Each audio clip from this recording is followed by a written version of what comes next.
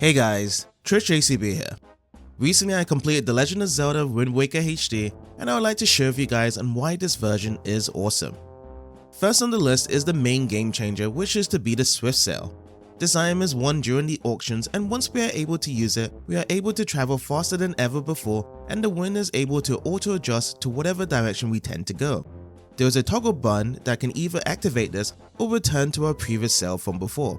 This becomes a massive part in the second half of the game since we need to find the Triforce pieces in the sea, as when I played this on the GameCube version, it was more of a chore searching for these treasures. I'm glad they realized this was the main problem of the original version, as it's the solution to make the rest of the game enjoyable to go through. This leads me on to one of the favorite things I like to do when I play Zelda games is collecting pieces of hearts. Usually, we would collect hearts in dungeons, minigames, quests, or story progression. However, in this game we would find several pieces of hearts in the sea. In some of the spots we would have to use our grappling hook to grab it from down below. With the inclusion of the Swift Sail, it makes things easier to adjust the sail straight ahead of seeing the light in the water, then to immediately remove the sail to slow down and take out the grappling hook to claim our prize. This proceeds on to exploring the extra items I have missed out in the past with this version. I learned that the town flower we first collected off in Windfall Island becomes a huge trade towards several different merchants, as we are able to receive better items and we can use these to decorate Windfall Island. Another item that is connected to this quest is the magic armor. It's an armor that protects us from any attack, but we would have to sacrifice our rupees from it. I do like the purple glow around us and the sound it emits off while we are moving around to show the invincibility of ourselves, as nothing can stand in our way. An item I found later was the hero's charm, which we get from completing the Savage Labyrinth.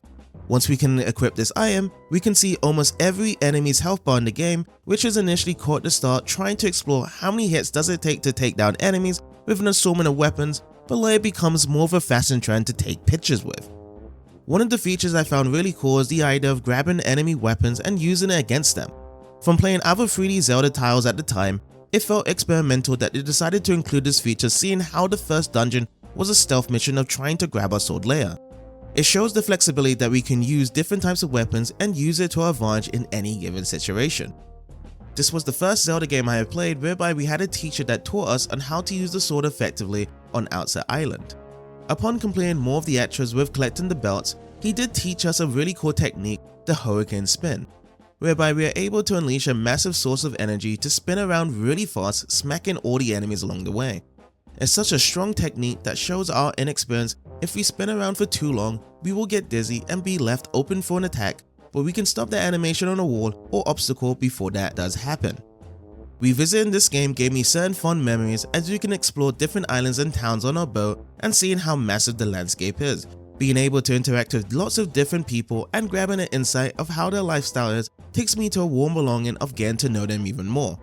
Side quests that help flesh us out and minigames that prizes us with rewards shows how many different things we are able to do away from the main story. Overall, this version of Wind Waker has certainly made me like this game a lot more, as one major feature being the Swift Sail can certainly impact the game in many ways. If any of you guys have any experience with this game, feel free to share in the comments, and I hope you have a wonderful day.